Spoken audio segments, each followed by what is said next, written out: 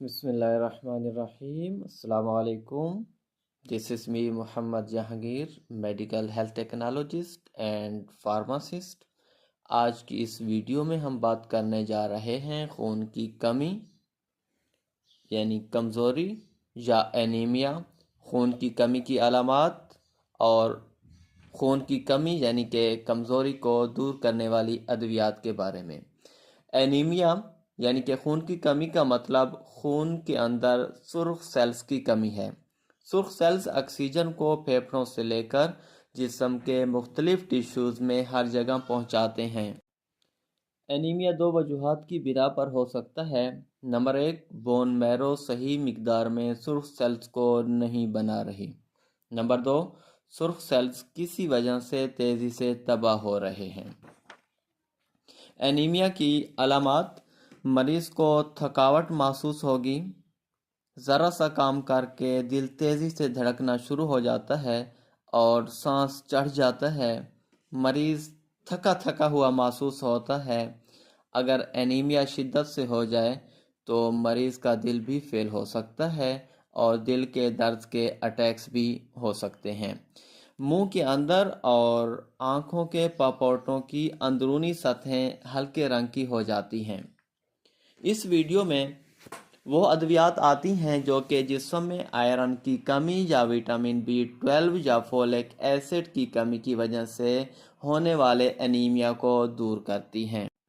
Iron کی کمی ماہواری زیادہ مقدار میں آنے سے یا معدے یا انتڑیوں سے آہستہ آہستہ خون ضائع ہونے کی وجہ سے یا خوراک میں مناسب مقدار میں آئرن نہ موجود ہونے کی وجہ سے ہوتی ہے. انتڑیوں میں ہوک وارمز کی انفیکشن بھی اس طرح کا اینیمیا پیدا کرتی ہے. وٹامن B12 یا فولک ایسڈ کی کمی کی وجہ سے میگالو بلاسٹک اینیمیا یا مائکروسائٹک اینیمیا پیدا ہوتا ہے. پرنیسس اینیمیا معدے میں انٹرنسک فیکٹر کے نہ ہونے یا چھوٹی انتڑی کے آخری حصے سے وٹامن B12 نہ جذب ہونے سے یا انتڑیوں کے بلائنڈ لوپ سنڈروم کی وجہ سے ہوتا ہے.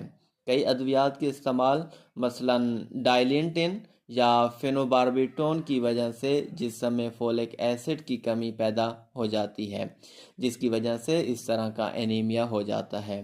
بون میرو کے سپریس ہونے کی وجہ سے پلاسٹک اینیمیا ہو جاتا ہے جس کی کرانک انفیکشن بھی اینیمیا پیدا کرنے کا باعث بنتی ہے.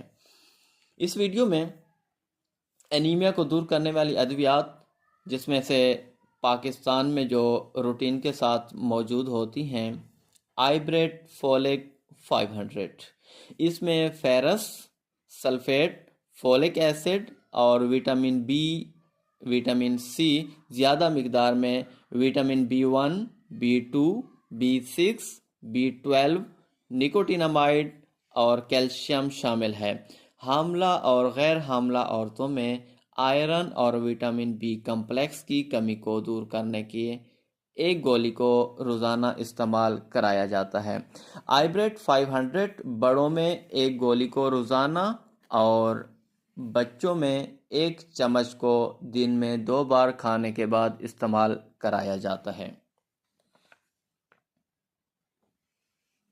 فیفولوٹ، اس میں ferrous sulphate, folic acid, vitamin B1 riboflavin, vitamin B6 vitamin C اور نکوٹینامائڈ شامل ہے.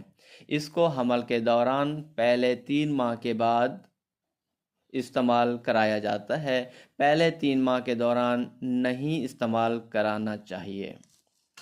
اس کے بعد تھیراگران H، اس میں ferrous, fumarate, folic acid, vitamin C، magnesium, copper, vitamin B12، vitamin E، vitamin A اور D، calcium, B1، vitamin B6، vitamin B2 شامل ہیں. حمل کے دوران ایک گولی کو روزانہ استعمال کرایا جا سکتا ہے. اس کے علاوہ سنگو بیان، اس میں ferrous, gluconate, vitamin B12، folic acid, vitamin C، copper, manganese, vitamin B1 اور وٹامن B2 اور وٹامن B6 شامل ہے۔ ایک کیپسول کو دن میں 2 بار استعمال کرایا جا سکتا ہے۔ فولک ایسڈ گولیاں یہ مختلف کمپنیوں کی طرف سے بنی ہوئی ملتی ہیں۔ 5 ملی گرام کی ایک گولی کو روزانہ استعمال کرایا جاتا ہے۔